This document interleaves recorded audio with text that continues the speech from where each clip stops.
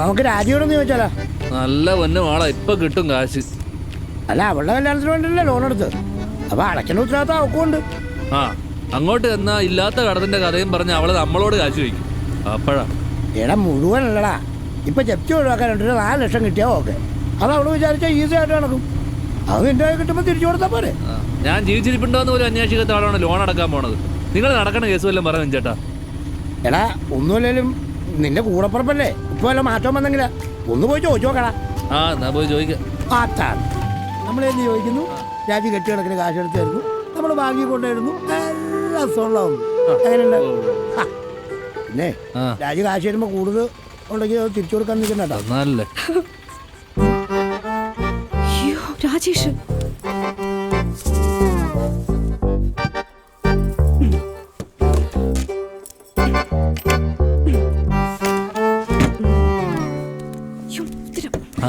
ഇവിടെ ഇരിക്കാണ് അമ്മ. ഇവിടെ വിൻചേട്ടാ എന്തൊക്കെയുണ്ട്? രാജി, ഇത് നമ്മുടെ ബോർവെൽ ഉണ്ടാക്കിയതാ. ചേട്ടാ വന്നേ. നിങ്ങൾ ഇപ്പൊ വന്ന് നന്നായി. ഒരു 10 മിനിറ്റ് കൂടെ കഴിഞ്ഞെങ്കിൽ ഞങ്ങൾ ഇവിടെ ഉണ്ടാവില്ലായിരുന്നു. ബാങ്കിൽ പോണേ. 5 മാസമായിട്ട് ഈ വീടിന്റെ ലോൺ അടച്ചിട്ടില്ല.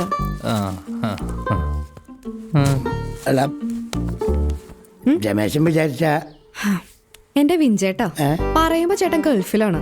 പക്ഷെ കിട്ടണ കാശ് അവിടത്തെ ചെലവിന് തന്നെ തികയണില്ലെന്നേ. എന്റെ സ്വർണ്ണാണെങ്കിൽ മൊത്തം പണയത്തിലാ. അല്ലെങ്കിൽ അത് വെച്ചിട്ടാണെങ്കിലും ലോൺ അടയ്ക്കായിരുന്നേ. കഷ്ടം. എടാ, ഞാൻ വീട്ടിലേക്ക് വരാതിരിക്കുന്നായിരുന്നു. നിന്റെ കാശ് എന്തെങ്കിലും ഇരിക്കണ്ടോന്ന് അറിയാൻ. ഒന്ന് മറിച്ചാ മതി, ഞാൻ തിരിച്ചു തരാം.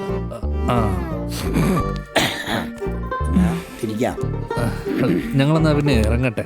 അല്ലടാ, ചായ അടിച്ചിട്ട് പോവാം. അത് വേണ്ടടി. പിന്നെ 2 മാസം മുന്നേ നീ പറഞ്ഞത് സ്വർണം വിറ്റെന്ന. ഇപ്പൊ പറഞ്ഞപ്പോ അത് പണയത്തിലേ. നീ അടുത്ത തവണ പറയുമ്പോഴേ ഏതെങ്കിലും ഒന്ന് ഉറപ്പിച്ചു പറ. അല്ലെങ്കിലേ നീ നോണ പറയുകയാണെന്ന് വിചാരിക്കും. നിന്റെ പെങ്ങളോ ഓസ്കാർ ആയിട്ടോട്ടാ, അതിലും വലുതാ.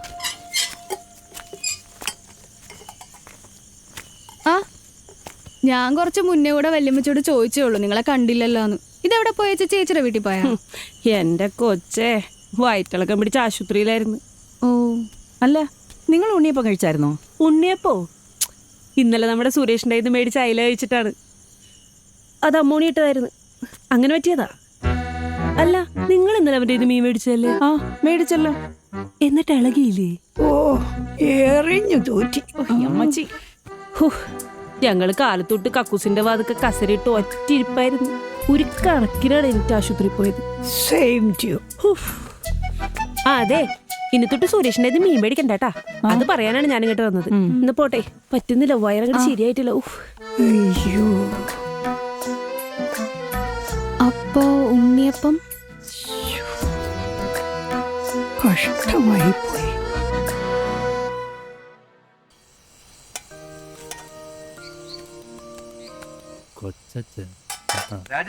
എവിടാണ്? 2 ആഴ്ചയായിട്ട് വരുന്നില്ല.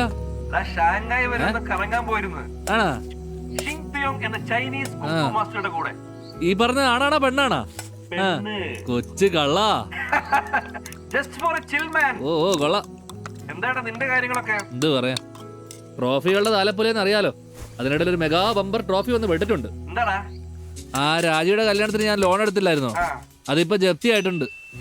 ഒരാഴ്ചക്കുള്ളിൽ 4 ലക്ഷം രൂപ അടച്ചില്ലെങ്കിൽ ഈ വീടും പൂട്ടി സീല് വയ്ക്കുന്ന അവര് പറയണേ.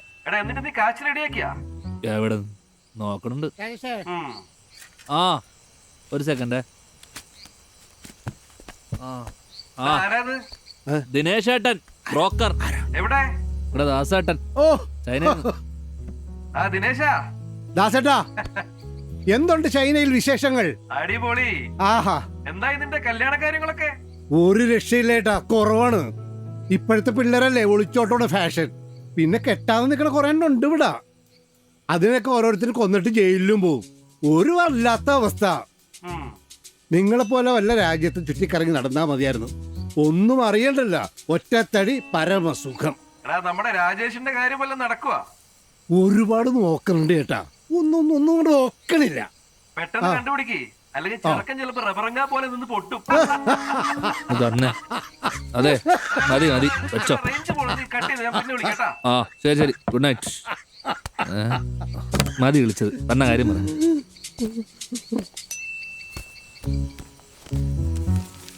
പെൺകുട്ടിയുടെ തലക്കുറി, തലക്കറിയാ? പെണ്ണിന്റെ ഫോട്ടോ ഞാൻ വാട്സാപ്പിൽ ഇട്ടേക്കാം. കോട്ടെ.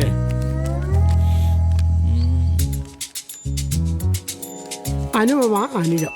അതെ.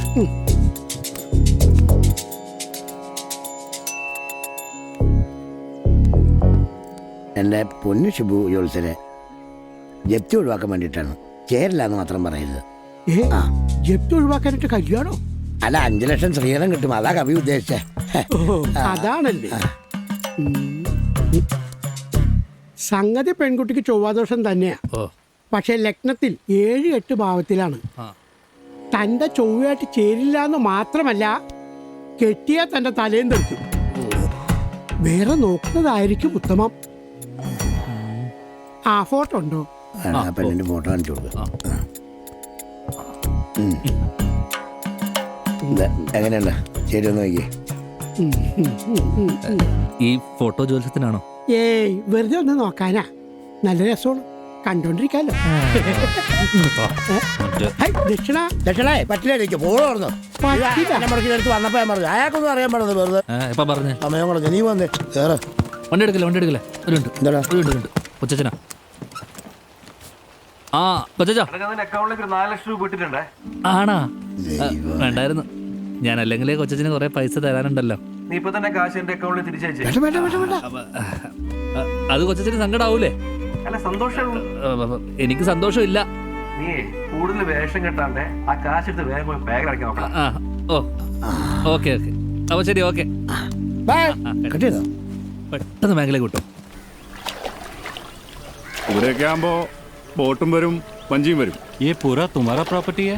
അല്ലല്ല, ഇത് രണ്ടും മാത്രമേ എൻ്റെ ഉള്ളൂ. रास्ता तो है ना? उधर से इधर तक रास्ता है सब. अच्छा गाड़ी वो प्रॉपर्टी में വരും. अच्छा, वो प्रॉपर्टी तक गाड़ी आएगा सब. എങ്ങനെയാണ് പരിപാടി? कन्नन इधर आ. मुझे ये प्रॉपर्टी तो पसंद आया, लेकिन ये सामने वाला भी जोड़ के देगा तो मैं लूंगा, बोलना. സിബി, ചെമ്മീൻ കെട്ട് ഉള്ളിൽ ഇഷ്ടമായിട്ടുണ്ട്. പക്ഷെ ഈ പ്രോപ്പർട്ടിയും ചേർത്ത് ഒറ്റ പ്രോപ്പർട്ടി ആക്കിയാലേ കച്ചവടം നടക്കും. സാർ, അവിടം തൊട്ട് അങ്ങോട്ടാണ് എന്റെ സ്ഥലം. ये मेरा नहीं है. कोशिश करो भाई, अगर हो गया तो नेक्स्ट डे डील करेंगे. എന്താ പറഞ്ഞേ? ഈ സ്ഥലം കൂടെ കിട്ടിയ അടുത്ത ദിവസം കച്ചവടം നടക്കും. ആ രാജേഷ് തരൂലെന്ന് നിനക്ക് അറിയാൻ പാടില്ലേ? നടത്തണം സിബി, അല്ലാണ്ട് നിന്റെ ഈ വഴിയില്ലാത്ത ചെമ്മീൻ കെട്ടിലെ കാര്യങ്ങൾ സ്ഥലം മേടിക്കാൻ വേണ്ടി നിനക്ക് തോന്നണ്ട. സാർ, ടീക്ക് ഹോ ജായേഗാ. ओके भाई. ശരി സാറേ. ഇതുപോലൊരു പാർട്ടി നിനക്ക് കിട്ടത്തില്ല സിബി. എങ്ങനെയെങ്കിലും ആ ചെറുക്കടയിൽ സ്ഥലം എഴുതി മേടിച്ചെടുക്കാൻ നോക്ക്. എന്നെ വിളിക്കട്ടാ. ശരി.